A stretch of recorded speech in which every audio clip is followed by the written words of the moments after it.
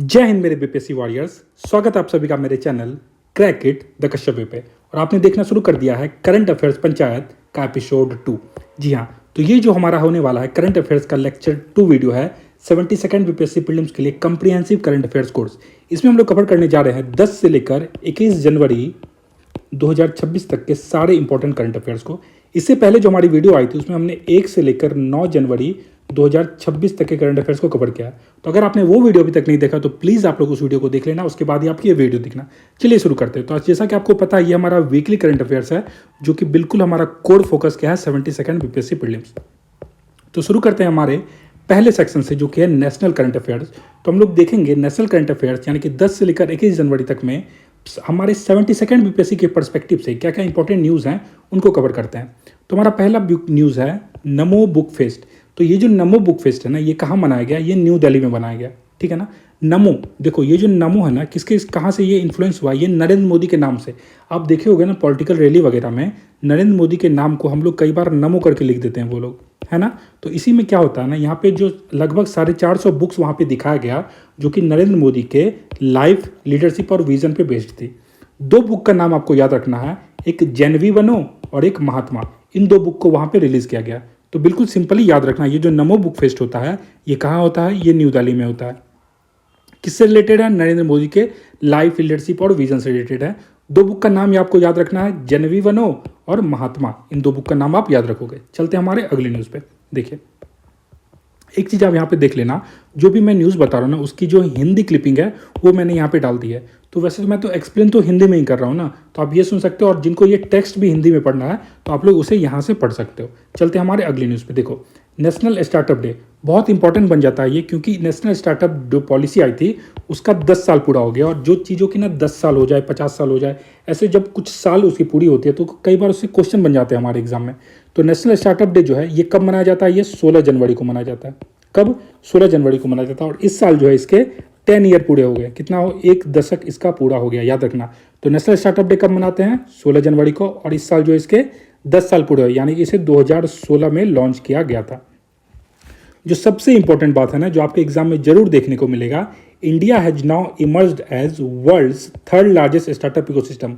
भारत जो है अब विश्व का 3रा लार्जेस्ट स्टार्टअप इकोसिस्टम बन गया है। इंडिया जो है अब वर्ल्ड का 3रा लार्जेस्ट स्टार्टअप इकोसिस्टम बन गया है। इसको बिल्कुल याद कर लेना। और जो है लगभग इंडिया में लगभग 2 लाख गवर्नमेंट रिकॉग्नाइज्ड स्टार्टअप हैं, जिससे लगभग 21 लाख जॉब अपॉर्चुनिटी को उत्पन्न किया गया है, जनरेट किया गया है। ये भी बात आप ध्यान रखोगे। आगे चलते हैं। देखिए और ये क्या ना 2025 में लगभग 49,000 स्टार्टअप को रिकॉग्नाइज किया गया, यानी कि उनको मान्यता दिया गया। और ये हाईएस्ट एनुअल ग्रोथ था, माने मतलब कि एक साल में करीब 49,000 स्टार्टअप हुए हैं भारत में जिनको रिकॉग्नाइज किया गया है, जिनको मान्यता दी गई है। और ये हाईएस्ट एनुअल ग्रोथ है, किसी भी साल में ये सबसे ज़्यादा है। और जो बिहार से रिलेटेड एक बहुत इंपॉर्टेंट फैक्ट है ना, याद कर लो, बिहार का एक फिनटेक स्टार्टअप है। नाम क्या है उसका? नाम है credit bucket technologies private limited है ये। और ये ऑपरेट करता है एज ए समृद्धि केंद्र के रूप में। किसके रूप में? समृद्धि केंद्र के रूप में। और इसे एक अवार्ड मिलता है किस कैटेगरी में? तो कैटलिस्ट कैटेगरी में, कम्युनिटी डेवलपमेंट कैटलिस्ट कैटेगरी में। कौन सी कैटेगरी? याद रखो, कम्युनिटी डेवलपमेंट कैटलिस्ट कैटेगरी में। और ये कहाँ पे मिला? ये 5th नेशनल स्टार्टअप अवार्ड जो था 2026 में, उसमें मिलता है। तो बिहार का एक फिनटेक है, क्या नाम है उसका? क्रेडिट बकेट टेक्नोलॉजीज, उसी को ये अवार्ड मिला है। ये आप ध्यान में रखोगे। चलते हैं हमारे अगले न्यूज़ पे। देखो हमारा अगला न्यूज़ क्या है ना, प्रिवेंशन ऑफ करप्शन एक्ट। ये क्या है? Section 17 of the prevention of corruption act 1988। आपसे पहली चीज़ तो ये एग्जाम में पूछा सकता है कि प्रिवेंशन ऑफ करप्शन एक्ट कब लागू किया गया? तो ये कब किया गया? 1988 में।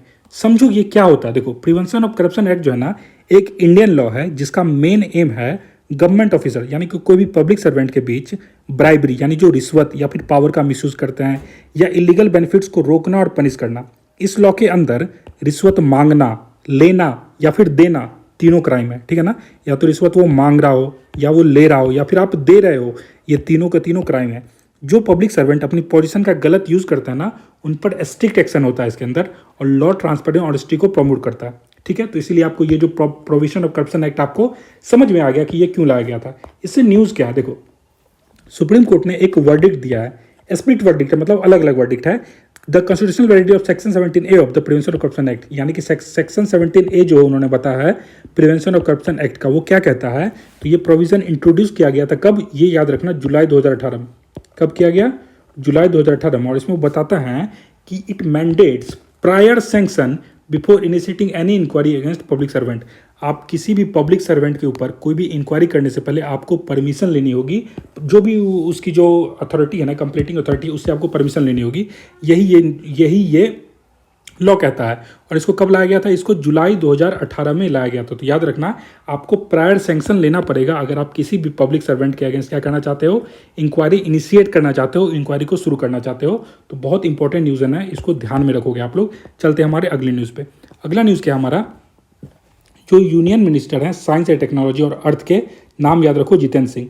तो union ministry for science and technology and earth sciences, Jitendra Singh, उन्होंने लॉन्च किया है इंडिया का पहला ओपन सी मैरीन फिश फार्मिंग प्रोजेक्ट। तो ओपन सी मैरीन फिश फार्मिंग प्रोजेक्ट कहाँ लॉन्च किया गया? तो नॉर्थ बे अंडमान सी में, याद रखना। तो union ministry of science and technology हैं, सबसे पहले तो ये याद रखो कि ये है कौन। तो union ministry for science and technology जो है वो कौन है? जितेंद्र सिंह है। और वो लॉन्च करते हैं, क्या लॉन्च करते हैं? फिर से आया इंडियाज फर्स्ट, अब बताने की जरूरत नहीं है, आपको पता है। तो इंडियाज फर्स्ट जो है, इंडियाज फर्स्ट ओपन सी मरीन फिश फार्मिंग प्रोजेक्ट। तो इंडिया का पहला ओपन सी मरीन फिश फार्मिंग प्रोजेक्ट कहाँ पे लॉन्च किया गया? नॉर्थ बे अंडमान सी में, याद रखना, नॉर्थ बे अंडमान सी में।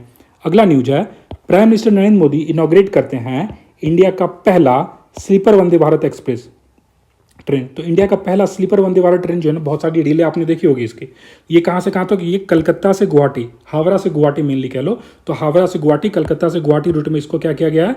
शुरू किया गया। तो याद रखना, प्रधानमंत्री नरेंद्र मोदी ने कोलकाता गुवाहाटी मार्ग पर भारत की पहली स्लीपर वंदे भारत ट्रेन का क्या किया है? उद्घाटन किया है। ठीक है, चलते हैं हमारे अगले न्यूज़ पे।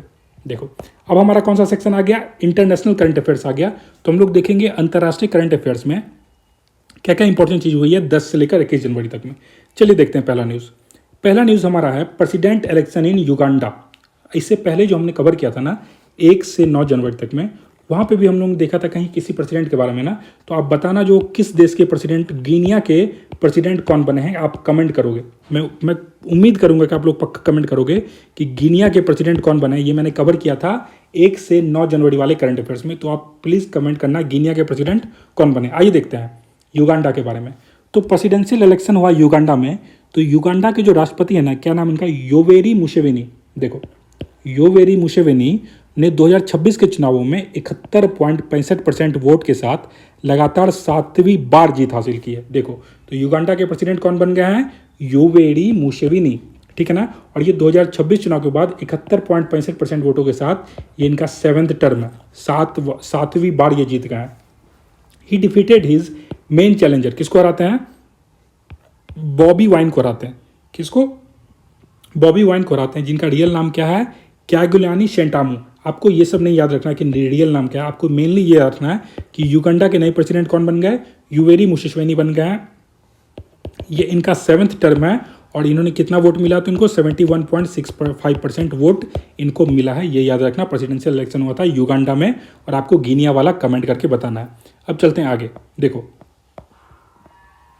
इंटरनेशनल एजुकेशन स्ट्रेटजी, ये जो है ना इंटरनेशनल एजुकेशन स्ट्रेटजी के बारे में है। ये किसने लॉन्च किया? सबसे पहले तो आपसे यही पूछा जाएगा। तो Britain has launched international education strategy, याद रखो। तो ब्रिटेन ने लॉन्च किया है इंटरनेशनल एजुकेशन स्ट्रेटजी। किसने लॉन्च किया? ब्रिटेन ने लॉन्च किया। इसको बिल्कुल याद कर लो। अब इसमें क्या होगा ना, इस नीति के माध्यम से ब्रिटेन क्या करेगा? ब्रिटेन का लक्ष्य है कि वर्ष 2030 तक, ठीक है ना, वर्ष 2030 तक शिक्षा निर्यात यानी कि एजुकेशन एक्सपोर्ट्स के मूल्य को बढ़ाकर प्रति वर्ष $14 बिलियन तक पहुंचाना, 14 बिलियन तक पहुंचा देना। ठीक है, तो याद रखना कि ब्रिटेन का क्या एम है कि वो इस लक्ष्य के, इस स्ट्रेटजी के माध्यम से 2030 तक शिक्षा निर्यात के मूल्य को बढ़ाकर 40 बिलियन तक पहुंचाना चाहता है। भारत यूनाइटेड किंगडम की नई अंतर्राष्ट्रीय शिक्षा नीति में एक प्रमुख फोकस देश के रूप में उभरा है। तो ये जो हमारा इंडिया है ना, ये इमर्ज किया है जो की focus country in the United kingdoms new international education strategy. आपसे सवाल पूछा जाएगा कि कौन से देश को की फोकस कंट्री के रूप में रखा गया है यूनाइटेड किंगडम का जो नया स्ट्रेटजी आया, क्या नाम है उसका? इंटरनेशनल एजुकेशन स्ट्रेटजी में। तो याद रखना की फोकस किस पे रहेगा? तो इंडिया को रखा गया है। की फोकस कंट्री के रूप में किसको रखा गया है? इंडिया को रखा गया है।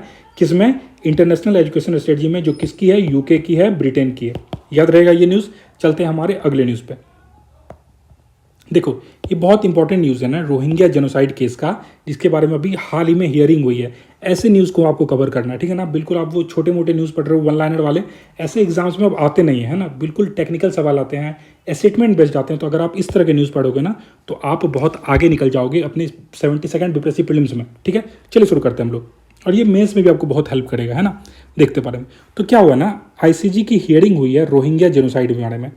तो अंतर्राष्ट्रीय न्यायालय आईसीजी ने उस जनसंहार मामले में सार्वजनिक सुनवाई सुनाई है, ठीक है ना। तो आईसीजी ने, इंटरनेशनल कोर्ट ऑफ जस्टिस ने क्या किया है? पब्लिक हियरिंग शुरू किया है। किसके बारे में? जो जीनोसाइड केस फाइल किया है। तो याद रखना केस किसने फाइल किया? तो गैम्बिया ने फाइल किया है। आपसे पूछ सकते हैं जो रोहिंग्या जीनोसाइड की केस किसने फाइल किया है? तो इस केस को किसने? गाम्बिया ने फाइल किया है। किसके खिलाफ? तो म्यांमार के खिलाफ किया है। और उनका कहना है कि रोहिंग्या समुदाय पर किए गए कथित अत्याचारों के आरोपों को लेकर दायर किया है।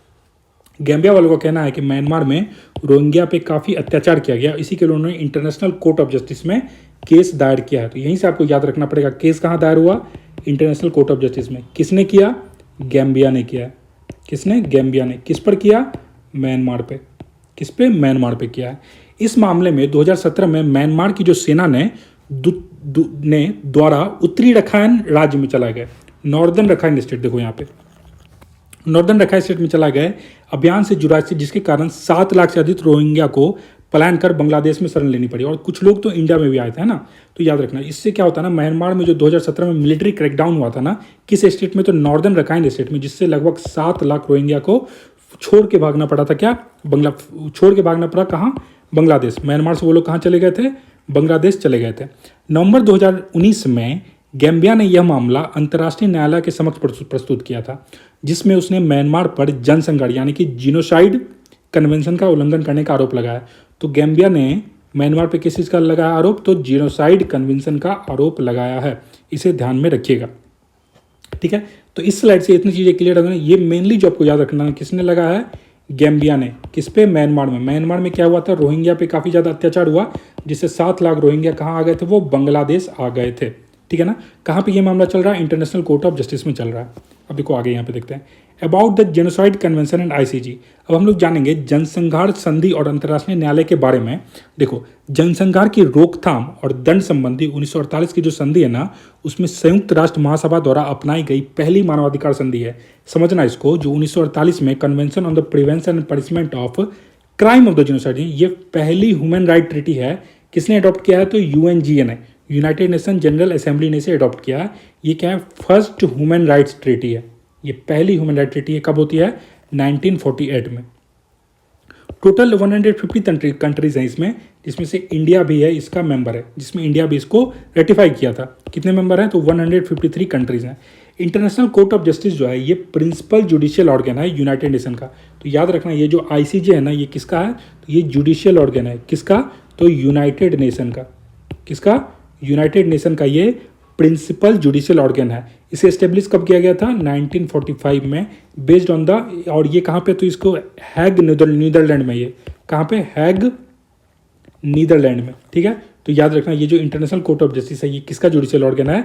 यूनाइटेड नेशन का। और ये कहाँ एस्टेब्लिश्ड है? तो ये अभी हैग नीदरलैंड में है। डन है। आगे चलते हैं। देखो आर्कटिक इंड्योरेंस एक्सरसाइज। तो ये जो एक्सरसाइज है ना, आर्कटिक इंड्योरेंस एक्सरसाइज, बहुत ज़्यादा अभी न्यूज़ में रही थी। आपने देखा होगा, जो हमारे डोनाल्ड ट्रंप साहब थे ना, वो ग्रीनलैंड पे बिल्कुल चढ़े हुए थे। मतलब वो बोल रहे थे ग्रीनलैंड को तो हम लेकर रहेंगे, कैसे भी लेकर रहे, चाहे हमारे पास कुछ मिलिट्री ऑपरेशन लेना पड़े। और जो वेनेजुएला में हुआ है ना, उसके बाद ट्रंप को कोई हल्के में नहीं ले रहा है। तो उसके बाद देखो क्या होता है ना, इसका इफेक्ट आपको दिखने को मिलेगा। डेनमार्क ने एक मल्टीनेशनल मिलिट्री ऑपरेशन लीड किया। कहाँ पर? ग्रीनलैंड। अब समझ में आ रहा है आपको कि ये ऑपरेशन ग्रीनलैंड में क्यों लीड हुआ है, ठीक है ना, क्यों किया गया? तो अब देखो इसका था, ये रिस्पॉन्स है escalating US rhetoric regarding the potential strategic control over Greenland. जो यूएस बार बार कह रही थी ना कि हम ग्रीनलैंड पे कब्जा कर लेंगे, तो उसको दिखाने के लिए डेनमार्क ने क्या किया? मल्टीनेशनल यानी कि अलग अलग देशों के साथ, आप देख सकते हो, जिसमें कहाँ कहाँ, Germany, France, Sweden, Netherland, Iceland, Belgium, ये सब जो हैं, ये सब मिल के क्या करते हैं? एक मिलिट्री ऑपरेशन करते हैं। कहाँ पे? ग्रीनलैंड के आसपास। Exercise involves personal from several NATO nation. ये ना नाटो नेशन ने मिलकर किया था। यूएस भी नाटो का मेंबर है, लेकिन जो बाकी के नाटो देश हैं वो ग्रीनलैंड की तरफ खड़े हुए, और वो है France, Germany, Sweden, Norway, Finland, Netherland, Iceland, Belgium. तो आपको मेनली याद रखना, ये जो आर्कटिक इंड्योरेंस एक्सरसाइज है ना, इसको लीड कौन कर रहा था? डेनमार्क कर रहा था। समझ गए? और ये मल्टीनेशनल मिलिट्री एक्सरसाइज है। किधर हुआ? ये ग्रीनलैंड के अराउंड हुआ था। ठीक है ना? क्यों होता है? तो ट्रम्प ने जो बार बार कह रहे थे कि ग्रीनलैंड हम ले लेंगे, ग्रीनलैंड हमें चाहिए, उसी के अगेंस्ट में ये चीज़ हुआ है। तो इसको आप लोग ध्यान रखो। एक्सरसाइज का नाम याद रखना, आर्कटिक इंडोरेंस एक्सरसाइज। क्या नाम है एक्सरसाइज का? Arctic endurance exercise. चलते हमारे अगले न्यूज़ पे। देखो, world economic forum open in Davos. तो डेवोस में ना वर्ल्ड इकोनॉमिक फोरम ओपन हुआ है। आइए हम लोग इसके बारे में पढ़ते हैं। देखिए, तो 56th वर्ल्ड इकोनॉमिक फोरम की एनुअल मीटिंग कहाँ होती है? डेवोस, स्विट्जरलैंड में। कब होती है? 19 से 23 जनवरी 2026 में। ठीक है? तो सीधा पहला क्वेश्चन पूछा जाएगा कि 56th world economic forum, 56th world economic forum की एनुअल मीटिंग कब हुई? तो ये कहाँ होती है? डेवोस, स्विट्जरलैंड में हुई थी। याद रखना। थीम क्या था? A spirit of dialogue. Theme क्या है? A spirit of dialogue. याद रखोगे। देखो, अब वर्ल्ड इकोनॉमिक फोरम के बारे में हम लोग देखते हैं। तो जर्मन प्रोफेसर थे क्लॉस श्वाब, वो फाउंड करते हैं वर्ल्ड इकोनॉमिक फोरम। ये बहुत इंपॉर्टेंट स्लाइड है, इसको बिल्कुल मिस मत करना। थोड़ा देर शांत बैठ के ध्यान से सुनो इसको। ठीक है ना? इससे क्वेश्चन आपको देखने को मिलेगा। तो पहली चीज याद रखो, क्या 56th वर्ल्ड इकोनॉमिक फोरम की मीटिंग कहाँ होती है? डावोस, स्विट्जरलैंड में। थीम क्या है? A spirit of dialogue. A spirit of dialogue, ये याद रखो। अब कुछ चीज हम लोग जानेंगे वर्ल्ड इकोनॉमिक फोरम के बारे में। तो एक जर्मन प्रोफेसर थे, क्या नाम था उनका? क्लॉस श्वाब, और ये फाउंड करते हैं WEF। क्या फाउंड करते हैं ये? World economic forum. कब करते हैं? 1971 में। तो जर्मन क्लॉस श्वाब ने कब फाउंड किया था? तो ये 1971 में किया था। इसका ओरिजिनल नाम क्या था? बहुत इंपॉर्टेंट, स्टेटमेंट बेस्ड क्वेश्चन मिल जाएगा। इसका ओरिजिनल नाम था यूरोपियन मैनेजमेंट फोरम। क्या नाम था इसका? European management forum. और it introduce the concept of stake holder capitalism. ये क्या करते हैं ना, ये कॉन्सेप्ट लाती है स्टेक होल्डर कैपिटलिज्म का, जिसमें ना शॉर्ट टर्म प्रॉफिट को नहीं देखा जाता है। ठीक है ना? वो क्या देखते हैं? लॉन्ग टर्म वैल्यू क्रिएशन पे ध्यान देते हैं। किस पे? लॉन्ग टर्म वैल्यू क्रिएशन देखते हैं, ना कि शॉर्ट टर्म प्रॉफिट्स पे इनका ध्यान रहता है। तो ये जो लाया था ना, ये किसका इंट्रोड्यूस किया कॉन्सेप्ट है? ये जो स्टेक होल्डर कॉन्सेप्ट है, ये कौन लाए थे? तो क्लॉस श्वाब ही लाए थे। वही जिन्होंने वर्ल्ड इकोनॉमिक फोरम को फाउंड किया था। कब किया था? 1971 में किया था। जब इसे फाउंड किया गया उस टाइम इसका नाम क्या था? इसका नाम था यूरोपियन मैनेजमेंट फोरम। क्या नाम था? European management forum. लेकिन अब क्या नाम है? World economic forum. और इसकी जो 56 मीटिंग होती है, ये कहाँ होती है? डावोस, स्विट्जरलैंड में। याद रहेगा। चलते हैं आगे। देखो, यूनाइटेड स्टेट ने अनाउंस किया है it will pause immigrant visa proceedings from 475 countries. तो यूएस, तो भाई यूएस ही हो चुका अब। तो यूएस का कहना है कि वो पॉज कर रहे हैं, यानी कि अब वो रोक रहे हैं इमिग्रेंट वीजा प्रोसेसिंग पे। कितने कंट्री के लिए? 75 कंट्री के लिए। आपसे पूछा जाएगा which country has recently pause immigrant visa processing for 75 countries और हाउ मेनी कंट्रीज? तो आंसर याद रखना, ये किसने किया है? यूनाइटेड ने क्या, यूएस ने किया है। यूनाइटेड स्टेट क्या कर रही है? वो पॉज कर रही है, यानी कि रोक लगा रही है इमिग्रेंट वीजा प्रोसेसिंग पे। ठीक है ना? इसे ध्यान में रखोगे। नेक्स्ट याद रखो, यूएई है ज्वाइंट। कौन ज्वाइन किया है? यूएई ज्वाइन करता है अंटार्कटिक ट्रीटी सिस्टम। यूएई ने क्या ज्वाइन किया? Antarctic treaty system and gained observer state. और यूएई को क्या मिला है? Observer state on the Arctic council allowing it to engage in the scientific cooperation and climate diplomacy. कैसे समझोगे? ध्यान से समझना। यूएई ज्वाइन करता है अंटार्कटिक ट्रीटी सिस्टम। तो आपसे पूछा जाएगा कौन से देश ने हाल ही में अंटार्कटिक ट्रीटी सिस्टम ज्वाइन किया है। ठीक है? आप बता दोगे किसने किया है? यूएई ने किया है। ठीक है? तो कौन से देश ने अंटार्कटिक ट्रीटी सिस्टम ज्वाइन किया है? यूएई ने किया है। लेकिन आर्कटिक काउंसिल भी उन्होंने ज्वाइन किया, लेकिन उसमें उनको क्या मिला है? उनको ऑब्जर्वर का स्टेटस मिला है। क्या मिला है? ऑब्जर्वर स्टेटस आर्कटिक में। अंटार्कटिक को उन्होंने सिर्फ ज्वाइन किया। याद करो, इसको कंफ्यूज मत होना।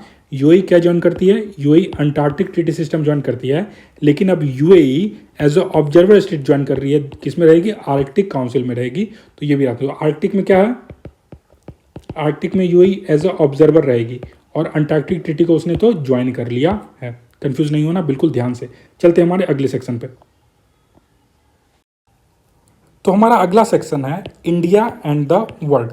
देखेंगे हम लोग इंडिया और जो बाकी देशों के बीच में 10 से लेकर 21 जनवरी 2026 के बीच तक क्या हुआ है। आइए देखते हैं। देखिए, पहला न्यूज़ जो आ रहा है ना, visit of UAE president to India. UAE के जो प्रेसिडेंट है ना, ये इंडिया के विजिट पे आए थे, और आपको पता है ये सिर्फ 3 घंटे रुक कर गए थे। 3 आवर्स ओनली, ठीक है। तो ये मात्र 3 घंटे रुक के गए थे। तो ये बहुत इंपॉर्टेंट न्यूज़ है, आइए इसको कवर करते हैं। बहुत ही कंप्रिहेंसिवली, बहुत डिटेल में करेंगे, क्योंकि इससे आपको क्वेश्चन बन सकता है। देखिए, पहली चीज़ जो है ना, प्रेसिडेंट ऑफ यूएई है कौन? सबसे पहले तो नाम याद रखो। नाम क्या है उनका? शेख मोहम्मद बिन जायद अल नहयान। क्या नाम है उनका? शेख मोहम्मद बिन जायद अल नहयान। ये नाम याद रखोगे। अब यहाँ पे जो की आउटकम्स था इसका, ये देखते हैं हम लोग। तो यूएई ना, ये become the first country to with which India will set up a digital embassy. तो आपसे क्वेश्चन डायरेक्ट पूछा जाएगा कि भारत किस देश के साथ डिजिटल एम्बेसी स्टेब्लिश कर रहा है? ये यूएई जो है ना, और आप इसका आंसर क्या हो जाएगा? यूएई।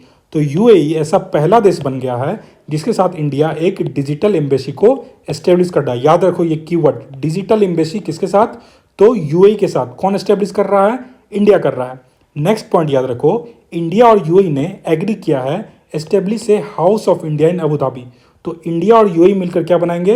हाउस ऑफ इंडिया बनाएंगे। कहाँ पर? अबू धाबी में। कहाँ पे? अबू धाबी में। तो इसे बहुत ध्यान से याद रखना, इंडिया और यूएई क्या बनाने वाले हैं? House of India. कहाँ पे? अबू धाबी में। नेक्स्ट पॉइंट है कि इंडिया और दोनों कंट्री यानी कि इंडिया और यूएई ने टारगेट किया है कि वो अपना जो बायलेटरल ट्रेड है, यानी कि उन दोनों के बीच जो ट्रेड होती है ना, उसको 100 बिलियन से कहाँ ले जाएंगे? 200 बिलियन तक, 2032 तक। यानी कि 6 सालों में वो 100 बिलियन से कहाँ ले जाने का बात कर रहे हैं? 200 बिलियन तक। तो इंडिया और यूएई ने ऐसा बात किया है कि वो अपने बायलेटरल ट्रेड को दुगना कर देंगे। कब तक? 2032 तक। कितने से कितना? तो 100 बिलियन से 200 तक, ठीक है ना। तो 2032 तक ट्रेड को क्या करेंगे? 100 से लेकर 200 तक। ये बात कौन कंट्री कह रहा है? तो ये बात कह रहा है इंडिया प्लस यूएई। ध्यान में रखना। नेक्स्ट देखो, both nation have agreed to connect micro small and medium sector enterprises. यानी कि दोनों नेशन कह रहे हैं वो कनेक्ट करेंगे किसको? एमएसएमई को, बहुत साइड के।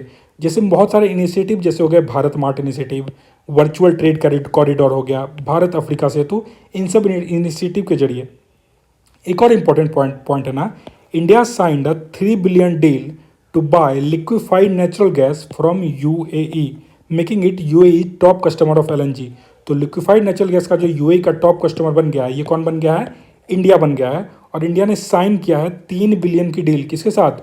यूएई के साथ। किसके लिए? तो वो खरीदेंगे, क्या खरीदेंगे? तो एलएनजी, लिक्विफाइड नेचुरल गैस खरीदेंगे। किससे?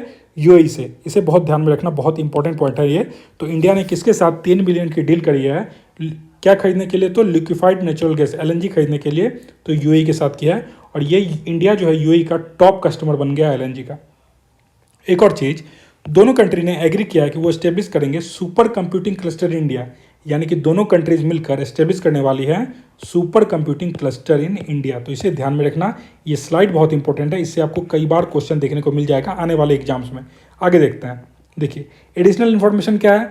एडिशनल इन्फॉर्मेशन ये है कि इंडिया और यूएई ने साइन किया है बायलैटरल इन्वेस्टमेंट ट्रीटी। कब? 2024 में। तो इसे ध्यान में रखना, इंडिया और यूएई ने क्या साइन किया है? बायलैटरल इन्वेस्टमेंट ट्रीटी 2024 में। तो आपसे पूछा जा सकता है कि रिसेंटली किसने, इंडिया किस देश के साथ बायलैटरल इन्वेस्टमेंट ट्रीटी साइन किया है? तो यूएई के साथ किया है। एक और इंपॉर्टेंट न्यूज़ है ना, 2022 का एक फैक्ट है कि India and UAE had signed a free trade agreement known as comprehensive economic partnership agreement, CEPA. ठीक है, तो याद रखना ये जो सीपा है ना, इसको अब रट लो आप लोग। ये सीपा किसको किसको डिनोट कर रहा है? इंडिया को और यूएई, इन दोनों के बीच में क्या हुआ था? फ्री ट्रेड एग्रीमेंट हुआ था। इंडिया और यूनाइटेड अरब एमिरेट्स के साथ क्या हुआ था? तो फ्री ट्रेड एमिरेट्स हुआ था, फ्री ट्रेड एग्रीमेंट हुआ था। क्या नाम था उसका? तो सीपा नाम था। हम लोग फुल फॉर्म क्या हो जाएगा इसका? Comprehensive economic partnership agreement, cepa. तो इसको बहुत ध्यान से बिल्कुल रट लेना, याद कर लेना, नहीं हो तो वीडियो दोबारा देख लो, लेकिन ये सारी चीज़ आपके दिमाग में रहनी चाहिए। आगे चलते हैं। देखो, वर्ल्ड हिंदी डे कब मनाया गया? ये वर्ल्ड हिंदी डे, तो वर्ल्ड हिंदी डे मनाया जाता है 10 जनवरी को। कब? 10 जनवरी को। इसे ध्यान रखना। इसे जो किसने बनाने को बोला था? तो 2006 में डॉक्टर मनमोहन सिंह ने डिक्लेयर किया था 10 जनवरी को as a world Hindi day. तो याद रखो, पहली चीज़ क्या याद रखना है? वर्ल्ड हिंदी डे कब मनाते हैं? तो 10 जनवरी को मनाते हैं। किसने अनाउंस किया था कि वर्ल्ड हिंदी डे हम लोग मनाने वाले हैं 10 जनवरी को?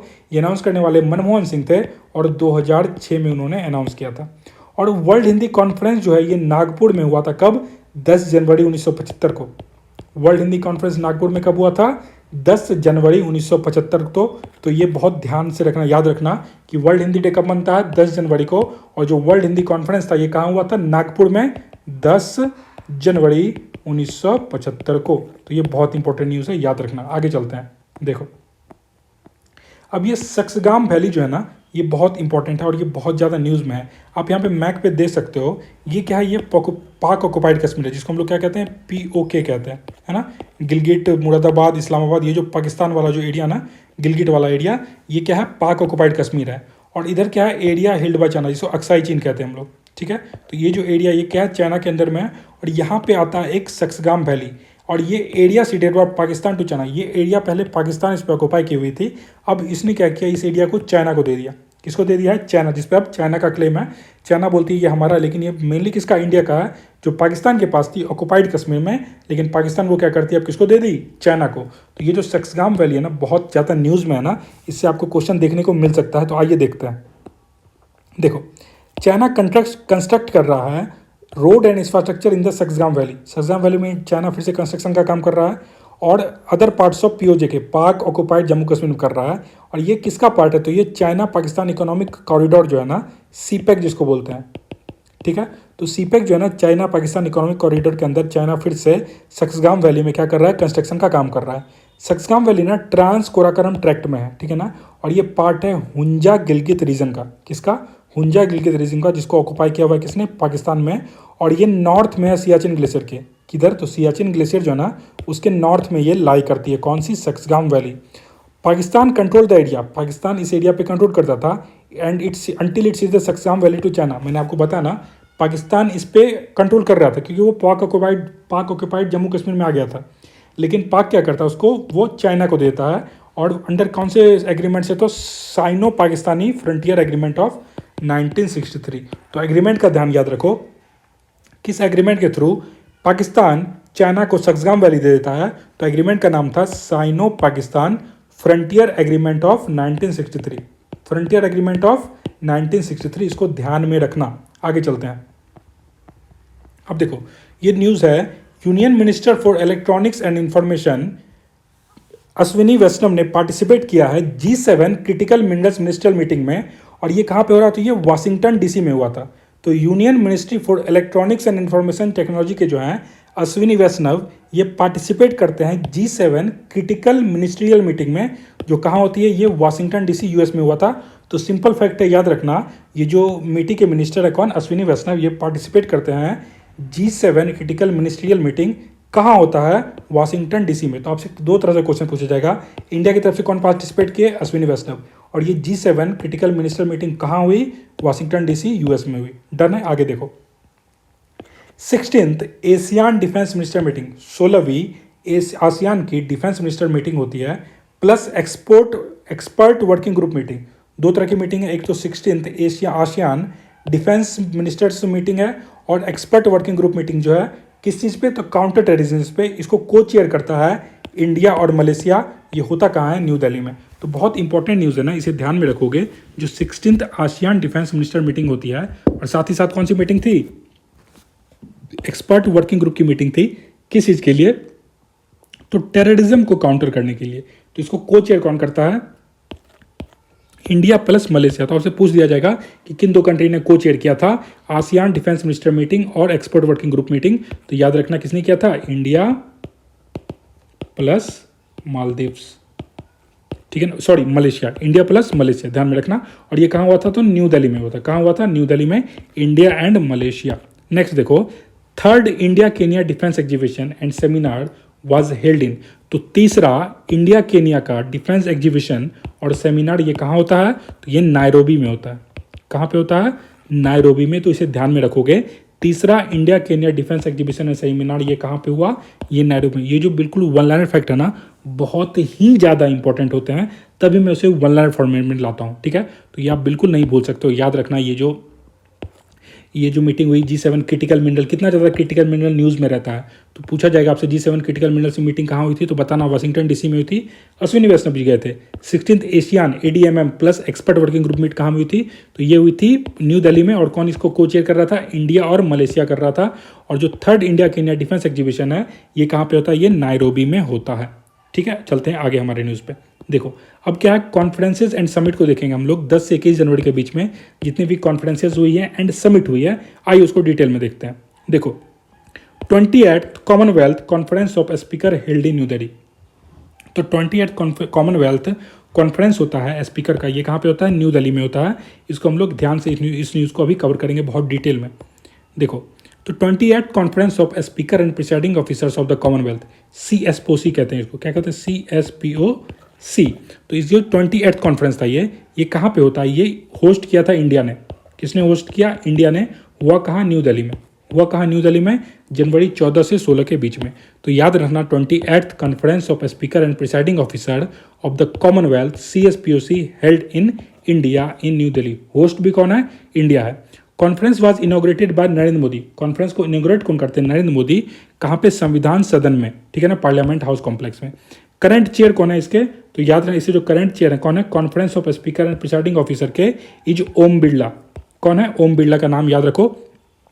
तो current chair of CSPOC is presided the 28th CSPOC में जिसने चेयरमैनशिप की थी वो कौन है? ओम बिरला है। इंडिया होस्ट है तो इंडिया के स्पीकर करेंगे ना, तो ओम बिरला करते हैं। इनका नाम याद रखना, यही चेयर कर रहे थे इसको, ठीक है। आगे देखते हैं। तो CSP क्या है? ये बाइनली होती है, यानी कि ये हर 2 साल में एक बार होती है।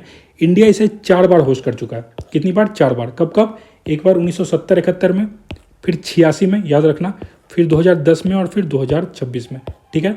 तो याद रखो ये बाइनली होती है। इंडिया 4 बार किया है। कब कब? 1970-71, 86, 2010 और 2026। The speaker of the Lok Sabha chaired by the CSPOC standing committee held in new in January 2025। एक और जो होती है ना, speaker of Lok Sabha chaired the CSPOC standing committee meeting, ये क्या हुई थी? ये गिरनेसी में हुई थी जनवरी 2025 में। तो याद रखना, ये स्टैंडिंग कमेटी की मीटिंग, इसको भी किसने चेयर किया? ओम बिरला ने किया था, ठीक है ना। तो स्पीकर ऑफ लोकसभा, यानी कि लोकसभा जो स्पीकर है ओम बिरला, वो चेयर करते हैं CSPOC की स्टैंडिंग कमेटी। ये स्टैंडिंग कमेटी वाली है, याद रखना। ये कहाँ होती है? गिरनेसी में होती है जनवरी 2025 में। और जो 29th है, 28th तो इंडिया में हो रहा है, हमने पढ़ा है इंडिया होस्ट है। 29th कहाँ पे होगा? तो 29th जो है ये 2028 में होगा, ठीक है। कहाँ पे होगा? लंदन में, याद रखो। कहाँ पे? लंदन में होगा। 29th conference will be held in London इन 2028, ठीक है ना। इसको याद रखना, 2028 में कहाँ होगा? ये लंदन में होगा, ये आप याद रखोगे। आगे चलते हैं। CSPOC के बारे में हम लोग कुछ चीज़ पढ़ते हैं। देखो, इसको क्रिएट किया जाता है 1969 में, ठीक है ना। और ये इनिशिएटिव है speaker of the house of Commons of the Canada. तो उस टाइम जो house of Commons of the Canada थी ना, उसने इस इनिशिएटिव को लाया था, क्रिएट किया था। कब? 1969 में, house of Commons of Canada. इसके जो सेक्रेटरी होते हैं वो क्या है? कनाडा के ही थे। क्यों? तो जैसे जो होस्ट करे ना वही उसके सेक्रेटरी होते हैं, तो कनाडा इसके सेक्रेटरी बने थे उस टाइम में। 53 national parliament and 14 semi autonomous legislature इसके पार्ट बनते हैं। CSPOC जो है ना, ये 2 ईयर साइकिल पे काम करती है। मैंने आपको ऊपर पढ़ा, ये बाइनियली होती है, ठीक है ना। होल्डिंग एक conference of full membership every 2 year, हर 2 साल में। तो अभी जो 26 वाला हो रहा है ये इंडिया में, 28 वाला कहाँ होगा? हमने ऊपर पढ़ा, ये लंदन में होगा। और ये एक इंडिपेंडेंट ग्रुप है, ठीक है ना। ये एक इंडिपेंडेंट ग्रुप है, इसका कोई फॉर्मल एफिलेशन नहीं है कॉमनवेल्थ पार्लियामेंट्री एसोसिएशन से या कॉमनवेल्थ सेक्रेटेरिएट से या Commonwealth head of the government से। यहाँ पे कॉमनवेल्थ इसमें नाम दिया है ना, तो आपको कंफ्यूज करने के लिए स्टेटमेंट में डाल दिया जाएगा कि ये कॉमनवेल्थ सेक्रेटेरिएट से जुड़ी हुई है, कॉमनवेल्थ पार्लियामेंट्री एसोसिएशन से जुड़ी हुई है, या फिर Commonwealth head of the government से जुड़ी है। तो ये गलत है, ये एक इंडिपेंडेंट ग्रुप है अपने आप में, ये बात आप ध्यान में रखोगे। आगे चलते हैं। देखो, अब अगला न्यूज़ क्या हमारा? 86th all India presiding officer conference, ये होता है लखनऊ में, ठीक है ना। तो 86th all India presiding officer conference ये कहाँ हुआ? ये लखनऊ में होता है, ठीक है ना। इसे ध्यान में रखोगे। आइए इसके बारे में हम लोग पढ़ते हैं। तो ये जो 86th all India presiding officer conference होती है ना, ये उत्तर प्रदेश में होता है। कहाँ पे? लखनऊ में। इसको इनोग्रेट करते हैं उत्तर प्रदेश के गवर्नर कौन? आनंदीबेन पटेल करती हैं। थीम याद रखो, बहुत इंपॉर्टेंट है theme, strong legislature prosperous nation. क्या थीम था 86th all India presiding officer का? Strong legislature and prosperous nation. ये 4थी बार उत्तर प्रदेश ने इसको होस्ट किया। उत्तर प्रदेश ने कितनी बार किया? 4थी बार किया है।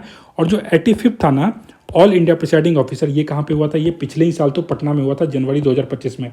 याद रखना, ये कहाँ पे हुआ था? पटना में। तो 85th वाला कहाँ हुआ था? पटना में। लेकिन 86th वाला कहाँ पे हो रहा है? ये उत्तर प्रदेश लखनऊ में हो रहा है। इस न्यूज़ को भी आप लोग बहुत ध्यान से पढ़ोगे, बहुत इंपॉर्टेंट है। आगे चलते हैं। देखो, 16th assembly of international renewable energy agency IRENA, ये होती है अबू धाबी में। कहाँ होती है? अबू धाबी में। तो 16th असेंबली हुई किसकी? International renewable energy agency Irena की। ये अबू धाबी यूएई में होते हैं। और इसका थीम था powering humanity renewable energy for shared prosperity. Theme याद रखो, बीपीएससी कई बार थीम पूछ लेती है डायरेक्ट। तो थीम क्या था? Powering humanity renewable energy for shared prosperity. Union ministry for new and renewable energy कौन है? प्रहलाद जोशी इंडिया को रिप्रेजेंट करते हैं। यहाँ पे कौन रिप्रेजेंट करते हैं? तो प्रहलाद जोशी जो है इंडिया को रिप्रेजेंट करते हैं। कहाँ पे? अबू धाबी यूएई में हुई है ये। नेक्स्ट न्यूज है 27th edition of Intersec world's leading trade for security safety and fire protection. तो 27th एडिशन का जो इंटरसेक का है ये वर्ल्ड लीडिंग ट्रेड है। ये किसके लिए? तो सिक्योरिटी के लिए, सेफ्टी के लिए, फायर प्रोटेक्शन के लिए। ये होती है दुबई वर्ल्ड ट्रेड सेंटर में। कहाँ पे? Dubai world trade centre. तो याद रखना 27th एडिशन ऑफ इंटरसेक ये कहाँ पे होता है? तो ये दुबई में होता है। इंटरसेक है क्या? तो ये एक लीडिंग ट्रेड फेयर है। किस चीज़ के लिए? For security safety and fire protection, जो कहाँ हुई? दुबई में हुई थी। आगे चलते हैं। देखिए अब आ गए हम लोग इकोनॉमी में। जिसे हम लोग कवर करेंगे इकोनॉमी से 10 से 21 जनवरी के बीच में जितने भी इंपॉर्टेंट न्यूज हो सकते हैं सबको हम लोग कवर करने वाले हैं इकोनॉमी सेक्शन का। आइए शुरू करते हैं। देखिए सबसे पहले याद रखो फिश प्रोडक्शन इन इंडिया। तो fish production has increase from 197.75 lakh ton in financial year 2024-25। ये डाटा बहुत इंपॉर्टेंट है, याद रखो। फिश प्रोडक्शन इंक्रीज हो गया कितना? तो 197.75 लाख टन। कितना? 197.75 लाख टन फाइनेंशियल ईयर 2024-25 में। इंडिया जो है वर्ल्ड का सेकेंड लार्जेस्ट फिश प्रोड्यूसर बन गया है। इंडिया वर्ल्ड का सेकेंड लार्जेस्ट फिश प्रोड्यूसर बन गया है। याद करो फिर से, इंडिया वर्ल्ड का सेकेंड लार्जेस्ट फिश प्रोड्यूसर बन गया है। कितना lakh ton? 197.75 lakh ton. Contribute करेगा 8% टू द ग्लोबल आउटपुट। और कंट्रीब्यूट कितना कर रहा है? तो 8% ग्लोबल आउटपुट में कंट्रीब्यूट कर रहा है। India rank second in the aquaculture production. और एक्वाकल्चर में इंडिया क्या कर रहा है? तो सेकेंड रैंक पे, ठीक है ना। जिसमें इंडिया लीड करता है श्रिम्प प्रोडक्शन में, श्रिम्प प्रोडक्शन एंड एक्सपोर्ट में, ठीक है ना। अब देखो ये फिश प्रोडक्शन या और एक्वाकल्चर में क्या डिफरेंस है? एक्वाकल्चर में जितने भी मरीन एनिमल्स हो गए ना, जितने भी जो समुद्री जीव हैं, उन सबको मिला के जोड़ा जाता है। तो उसमें इंडिया का रैंक क्या है? सेकेंड है। जिसमें इंडिया लीड किसमें करता है? श्रिम्प में इंडिया लीड करता है। किसमें? श्रिम्प में इंडिया लीड करता है। इसको आप लोग ध्यान में रखोगे, ठीक है। ये न्यूज़ क्लियर हो गई। आगे चलते हैं। देखो export of electronic from India, बहुत इंपॉर्टेंट न्यूज़ है ये ना, और ये बहुत ज़्यादा इंपॉर्टेंट है। इससे आपको सवाल देखने को मिल सकता है। देखो इंडिया ने अचीव किया है record of electronic export $47 billion in 2025। तो इंडिया कितना रिकॉर्ड कर लिया? तो $47 बिलियन का एक्सपोर्ट हो गया 2025 में। ये डाटा बहुत इंपॉर्टेंट है। आपने अगर 71st का एग्जाम दिया होगा तो आपने देखा होगा कितने सारे स्टेटमेंट बेस्ड क्वेश्चन आए थे और कितने डाटा बेस्ड क्वेश्चन थे, ठीक है ना। तो उसी को हम लोग टैकल करने के लिए इतने डाटा बेस्ड हम लोग जा रहे हैं, डाटा ड्रिवन जा रहा है। याद रखना इंडिया ने अचीव किया है record of electronics exports $47 billion in 2025। Around $30 billion came from the production linked incentive driven smartphone export. जिसमें से जो 30 बिलियन है ना, टोटल $47 बिलियन का एक्सपोर्ट किया है इलेक्ट्रॉनिक्स में, जिसमें से 30 बिलियन सिर्फ स्मार्टफोन के एक्सपोर्ट से हुआ है। कितना? 30 बिलियन सिर्फ स्मार्टफोन के एक्सपोर्ट से। कितना इंपॉर्टेंट है ये। Electronics as officially become India third largest export item. और इलेक्ट्रॉनिक्स जो है इंडिया का थर्ड लार्जेस्ट एक्सपोर्ट आइटम हो गया है, trailing only petroleum and engineering goods. यानी कि पेट्रोलियम और इंजीनियरिंग गुड्स के बाद जो है थर्ड लार्जेस्ट एक्सपोर्ट आइटम है वो क्या है? इलेक्ट्रॉनिक्स। उससे ऊपर क्या है? पेट्रोलियम और इंजीनियरिंग गुड्स है, ठीक है ना। तो इलेक्ट्रॉनिक्स जो है ऑफिशियली इंडिया का थर्ड लार्जेस्ट एक्सपोर्ट आइटम बन गया है। याद कर लो, बहुत इंपॉर्टेंट है। इलेक्ट्रॉनिक्स ऑफिशियली इंडिया का थर्ड लार्जेस्ट एक्सपोर्ट आइटम बन गया है, याद रहना चाहिए आपको। India has emerged as world leading market in terms of the member of IPO. क्या है ये आईपीओ? तो इनिशियल पब्लिक ऑफरिंग्स में इंडिया जो है थर्ड लार्जेस्ट बाय, इंडिया जो है emerge as world leading market. India जो है ना वर्ल्ड का लीडिंग मार्केट बन गया आईपीओ के लिए। आपने देखा होगा कई जगह ये आईपीओ वगैरह खुल रहे थे। और जो थर्ड लार्जेस्ट हो गया बाय वैल्यू, वैल्यू के हिसाब से कितना हो गया है? Third largest. और ऐसे जो है वर्ल्ड का लीडिंग मार्केट हो गया है किसके लिए? तो आईपीओ के लिए। किसके लिए? आईपीओ के लिए इंडिया इमर्ज कर गया है। ये बात आप ध्यान रखना, ठीक है ना। और वैल्यू के हिसाब से कितने नंबर पे? थर्ड नंबर पे है। आगे चलते हैं। अब हम लोग इन्वायरमेंट का न्यूज़ देखने वाले हैं, जिसमें हम लोग कवर करेंगे 10 से लेकर 21 जनवरी 2026 तक के इन्वायरमेंट से क्या क्या इंपॉर्टेंट न्यूज़ है ना, उसको कवर करते हैं। चलिए शुरू करते हैं। देखिए तो भाई बहुत ज़्यादा न्यूज़ में रहा ये काजीरंगा एलिवेटेड कॉरिडोर प्रोजेक्ट। ये बहुत ज़्यादा न्यूज़ में था। आइए इसको हम लोग डिटेल में देखते हैं। देखो क्या होता है।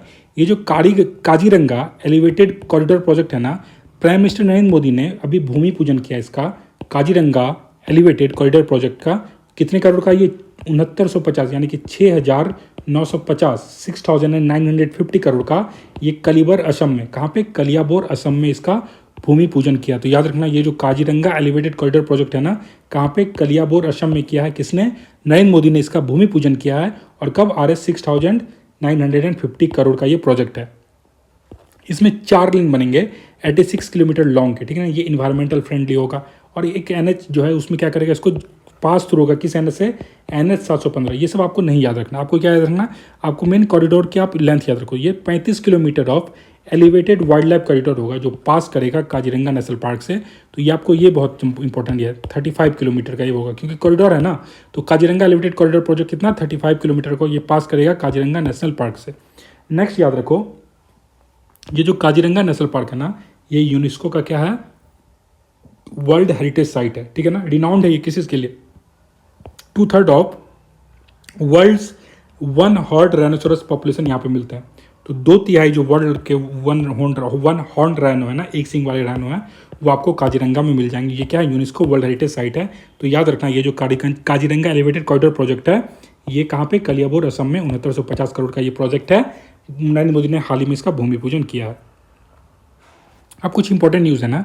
Union ministry for environment, forest and climate change, ठीक है ना, उसने डिक्लेयर किया है Kumbhalgarh wild life sanctuary in Rajasthan Aravallis range as eco sensitive zone. उन्होंने अभी अरावली वाला रेंज कितना ज़्यादा न्यूज़ में था, अगर आपने न्यूज़ कवर किया तो देखिएगा।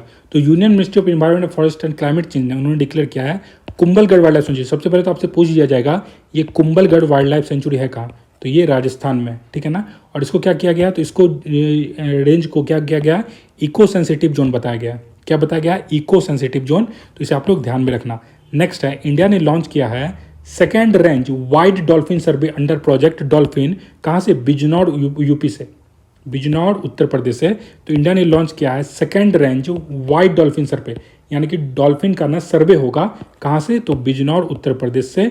ये ध्यान में रखिएगा। नेक्स्ट है, scientist have identified Australia's Finke river. Scientist ने आइडेंटिफाई किया है ऑस्ट्रेलिया में जो फिनके रिवर है as world's oldest surviving river system. कहा जा रहा है कि ये वर्ल्ड का ओल्डेस्ट सर्वाइविंग रिवर सिस्टम है, 300 से 400 मिलियन ईयर्स पुराना। समझ रहे हो? तो याद रखना ये जो फिनके रिवर है ना, आपसे क्वेश्चन पूछा जाएगा फिनके रिवर कहाँ पे है, और बोल दिया जाएगा कि ये वर्ल्ड का ओल्डेस्ट सर्वाइविंग रिवर सिस्टम फिनके जो है ये कहाँ पे है। तो याद रखना ये कहाँ पे है? ऑस्ट्रेलिया का ये फिनके रिवर सिस्टम, ध्यान में रहेगा। नेक्स्ट है, marine scientist have discovered A giant 304 year old black coral. तो मरीन साइंटिस्ट ने डिस्कवर किया है 300 से 400 साल पुराना ब्लैक कोरल। कहाँ पे? तो न्यूजीलैंड के फ्योर्डलैंड पे। कहाँ पे? न्यूजीलैंड का जो फ्योर्डलैंड है ना वहाँ पे। तो याद रखना साइंटिस्ट ने डिस्कवर किया है 300 से 400 साल पुराना ब्लैक कोरल। कौन सा कोरल? तो ब्लैक कोरल। कहाँ पे?